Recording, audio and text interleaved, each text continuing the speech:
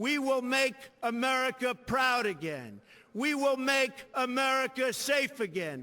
And yes, together, we will make America great again.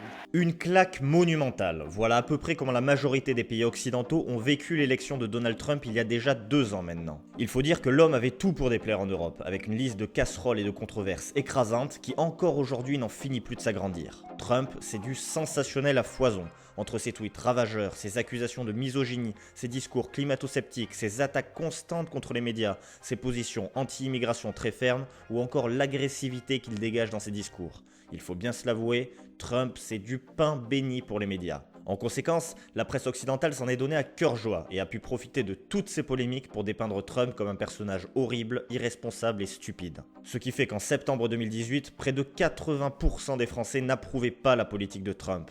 Mais aujourd'hui, dans le premier épisode de l'opinion éclairée, on va essayer d'aller plus loin que les biais médiatiques traditionnels. On va essayer d'aller plus loin que les polémiques et tenter de comprendre réellement pourquoi Donald Trump agit-il de la sorte. Après tout, en faisant preuve d'un peu d'ouverture d'esprit, peut-être que ce n'est pas forcément le monstre que l'on essaye de nous dépeindre. Peut-être qu'il a une vraie stratégie derrière, une vision claire, et qu'il ne fait pas du populisme de bas étage comme on essaie de nous le vendre. Prenons un peu de recul, remettons le tout dans son contexte historique et essayons de faire preuve d'empathie en se mettant à la place de Donald Trump. Et après l'analyse, ce sera à vous de vous forger votre propre opinion sur la situation. L'opinion éclairée, ce sera la vôtre. On tire le débat vers le haut, on abandonne ses idées reçues, c'est parti.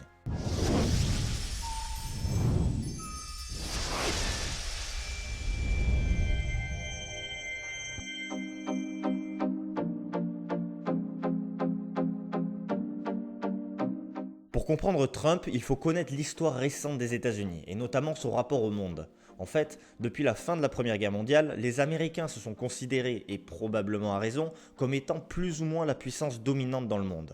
Économiquement, militairement, culturellement, technologiquement, idéologiquement, durant tout le XXe siècle, ce sont eux qui ont eu le beau rôle. Même au plus fort de la guerre froide, lorsque le monde était ce qu'on appelle bipolaire, et où chaque pays pouvait rejoindre soit le bloc de l'URSS, soit des USA, les Américains se voyaient comme LA grande puissance, luttant avec ses petits alliés contre le péril communiste. La grande nation américaine, c'était eux. La situation a d'ailleurs encore plus tourné à leur avantage lors de l'effondrement de l'Union soviétique en 1991. Ce jour-là, le monde est devenu unipolaire, et les États-Unis sont devenus littéralement le centre du monde. Vous imaginez la fierté nationale qui en découlait. En fait, il faut bien comprendre que durant longtemps, les USA régnaient plus ou moins officieusement sur le monde, et que tout ceci a été remis en cause au début du XXIe siècle, avec l'avènement de nouvelles puissances mondiales. On peut citer la Russie post-Helsinki, la montée en puissance de l'Union européenne, et surtout l'émergence phénoménale de la Chine. Donc tout ça pour dire que le XXe siècle était grosso modo américain. La superpuissance, c'était eux, et tout à coup, tout se casse la gueule. De nouveaux concurrents arrivent sur la scène internationale et remettent en cause le leadership des États-Unis. La crise financière de 2008 plonge le pays dans le marasme économique, les USA s'embourbent dans la guerre en Irak et cerise sur le gâteau, le pays est en proie pour la première fois à des attentats terroristes d'ampleur, ce qui montre aux yeux du monde entier qu'il n'est pas invulnérable. Voilà le contexte dans lequel Trump a été élu. Donc quel a été son slogan durant toute la campagne présidentielle? Vous vous en doutez. Make America Great Again. Faites que l'Amérique soit à nouveau grande. Sous-entendu qu'aujourd'hui, elle ne l'est plus. Vous comprenez l'idée générale derrière ce slogan. Tout est lié. Ainsi, le premier point qu'il faut impérativement relever pour comprendre la vision de Trump, c'est qu'il est tout comme beaucoup d'Américains nostalgiques de l'âge d'or des États-Unis. Il ne veut pas forcément redevenir le gendarme du monde comme à l'époque, loin de là. Il sait que ça coûterait beaucoup d'argent, mais il veut rendre sa prestance à l'Amérique. Et comment va-t-il lui rendre sa grandeur? Comment va-t-il faire pour que sa vision devienne réalité? Tout simplement en adoptant une stratégie protectionniste. Je vais être direct, toute la politique de Donald Trump gravite autour de ces deux mots. Et vous les connaissez puisque c'est son deuxième slogan, America First, l'Amérique d'abord. From this day forward, a new vision will govern our land. From this day forward, it's going to be only America first.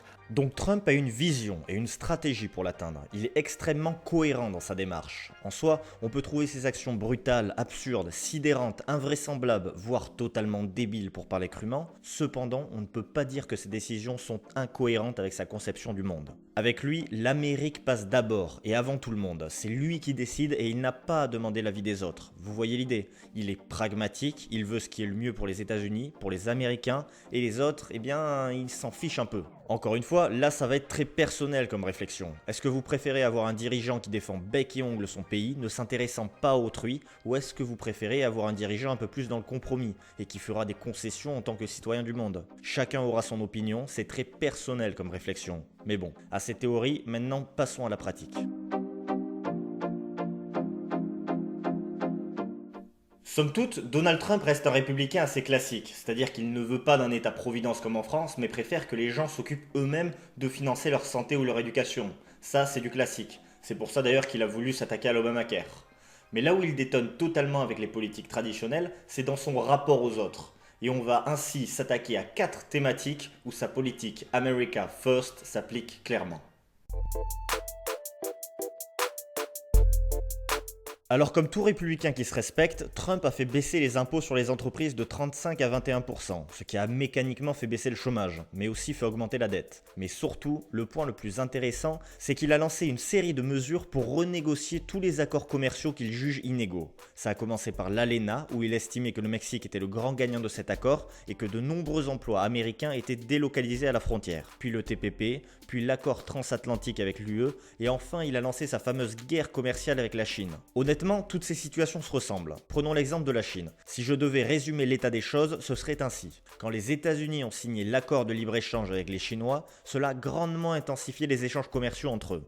Et quand les USA ont fait la somme de leur exportation moins leur importation, ils se sont retrouvés avec une balance commerciale négative.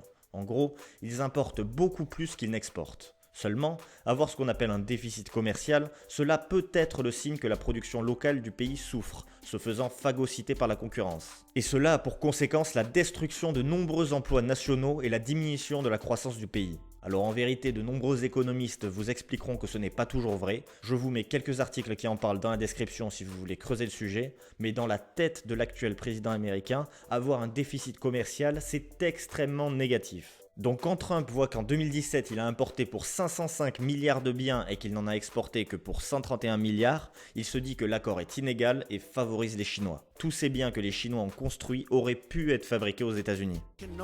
Nous ne pouvons plus accepter la concurrence déloyale, qui vole des emplois aux Américains et viole la propriété intellectuelle. L'époque où on pouvait duper les États-Unis est terminée.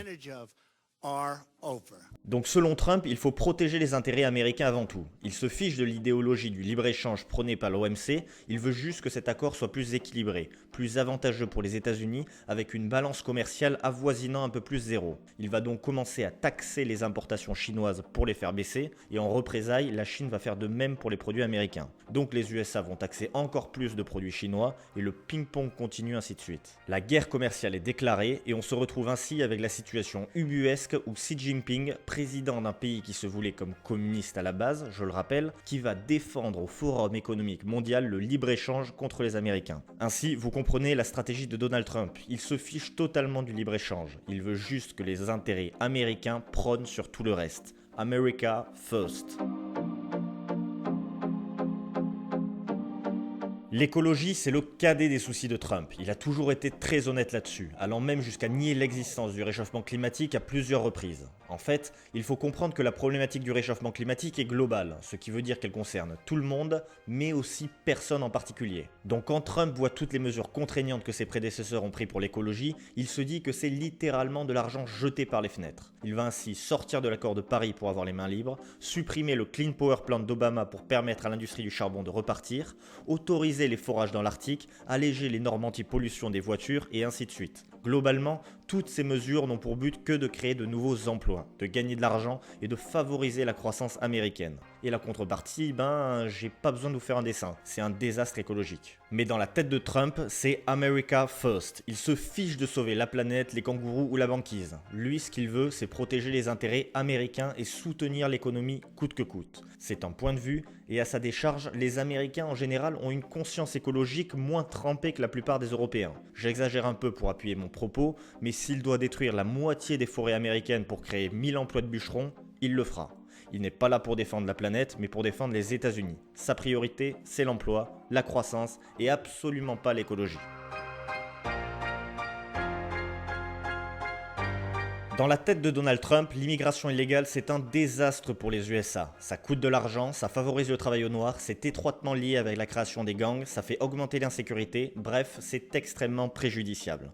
Seulement, Donald Trump, il n'est pas vraiment connu pour faire dans la demi-mesure. Donc, pour pallier à ce problème, il va proposer des options radicales. Dans sa vision du monde, ce fameux mur, c'est un moyen de protéger les USA. Ce n'est d'ailleurs pas le seul dirigeant à l'avoir fait. La Hongrie, en 2015, au plus fort de la crise des migrants, en avait construit un. Ensuite, comme il est pragmatique, il ne trouve pas que ce soit normal que ce soit son pays qui le finance. Il va ainsi menacer le Mexique d'implanter une grosse taxe sur les importations à la frontière. Il y a peu de gens qui le savent, mais bien évidemment, il n'allait pas demander directement de l'argent au président mexicain. C'est indirectement que le Mexique pourrait financer ce mur. Néanmoins, on arrive à des extrêmes. Dans sa volonté de protéger les Américains envers et contre tous, ça ne va poser aucun problème d'éthique à Trump d'emprisonner des clandestins mineurs et de les renvoyer chez eux sans concession. Ça ne lui pose aucun problème de séparer des familles. Ça ne lui pose aucun problème d'interdire les ressortissants de certains pays musulmans à risque d'entrer aux États-Unis. Il se contrefiche de ce qui est politiquement correct, de ce que les minorités et les autres pays peuvent penser de lui. Il est ici pour protéger les Américains, point barre. Selon lui, c'est America First. Et qu'importe si les immigrés clandestins sont entassés dans des petites cages et expulsés violemment. Il n'avait qu'à pas essayer de venir. Honnêtement, on peut dire que certaines de ces mesures sont inutiles, inefficaces, discriminatoires ou immorales. Franchement, c'est un point de vue qui se défend. Mais comprenez que lui, il pense véritablement que ces décrets et projets seront bénéfiques pour les États-Unis. Et l'éthique, ça passe un peu au second plan.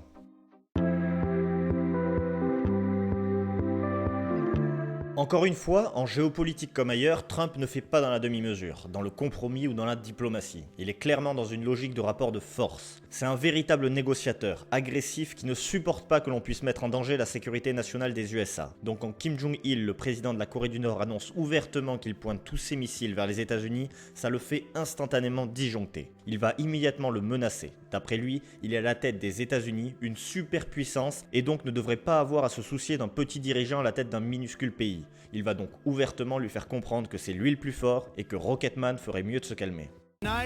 Les États-Unis sont forts et patients. Mais si on les pousse à se défendre, ou à défendre leurs alliés, nous n'aurons pas d'autre choix que de détruire totalement la Corée du Nord.